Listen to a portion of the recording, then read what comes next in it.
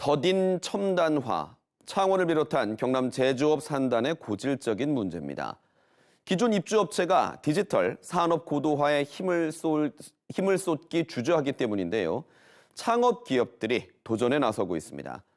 첨단화를 도맡을 창업 기업을 육성하는 것, 미래 50년을 위한 핵심 과제가 됐습니다. 윤경재 기자의 보도입니다.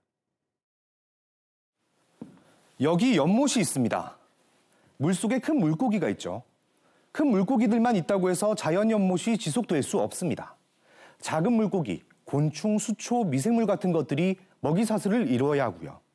또 흙과 햇볕, 비도 있어야 영양분을 공급하면서 연못이 오래 유지될 수 있습니다. 산단도 똑같습니다. 대기업 몇 곳만 있다고 돌아가는 게 아니겠죠.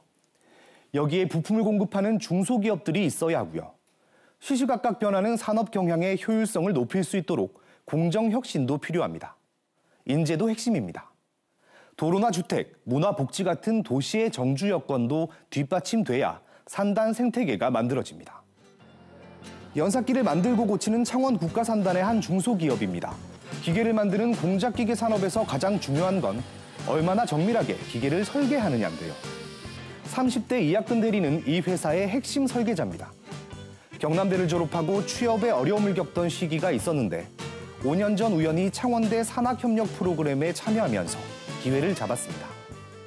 취업하자마자 바로 저도 실무에 바로 투입이 되었는데 보통 일반인들 설계 회사가 어떤 일을 하시는지 알 수가 없는데 어떤 일을 해야 되고 어떻게 하면 되는지 그런 걸 알게 되었죠. 로봇 연삭기 전문 설계자 구하기가 쉽지 않았던 회사는 5년 전 때마침 산학협력 프로그램에 참여하게 됐습니다. 덕분에 이대리 입사 전 미리 이 회사 업무에 필요한 기술을 습득시킬 수 있었고 입사 직후 업무를 맡길 수 있었습니다. 산학협력 프로그램을 이용하면은 그 학교에서 현업 업무를 충분하게 실습을 하고 오기 때문에 저희 중소기업 입장에서는 금방 저 업무 능력을 키울 수가 있으니까 그런 면에서 굉장히 유리합니다. 대학과 기업이 합을 맞춰 인력을 수혈한 이 사례처럼 산학협력은 산단 생태계 조성의 대표적인 예입니다. 다만 창원은 아직 산학협력이 활성화돼 있지 않습니다. 주로 정부 지원 사업이 있을 때만 비정기적으로 프로그램이 운영되고 이마저 대부분 인턴십이나 채용 알선 수준에 그치고 있습니다. 그래서 앞선 사례처럼 정작 기업이 필요한 인력을 필요한 때에 수혈받기는 거의 불가능한 실정입니다. 창원대에서 산학협력을 담당하고 있는 윤상환 교수. 정부 지원 사업 공모가 이루어지면 경남 지역 대학생, 졸업생을 모아 프로젝트를 진행합니다. 윤 교수는 프로젝트가 시작될 때마다 산단에서 일했던 경험을 살려 기업체를 돌면서 인력 수요를 알아본 뒤 업무 특성에 맞춰 교육합니다. 윤 교수는 창원과 경남 산학협력의 가장 큰 문제점으로 상시적이지 않다는 점을 지적합니다.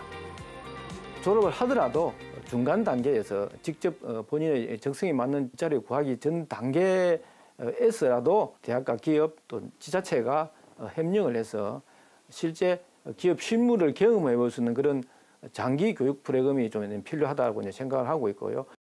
전문가들은 기업과 학교뿐만 아니라 다양한 주체가 참여해야 한다고 강조합니다. 특히 행정이 강한 추진, 매개체가 돼야 한다고 지적하고 있습니다. 산단 맞춤형 인재 양성 프로그램을 상시적으로 진행할 수 있는 기관을 만들고 정부 지원에만 의존하지 않도록 기금을 마련해야 한다는 겁니다.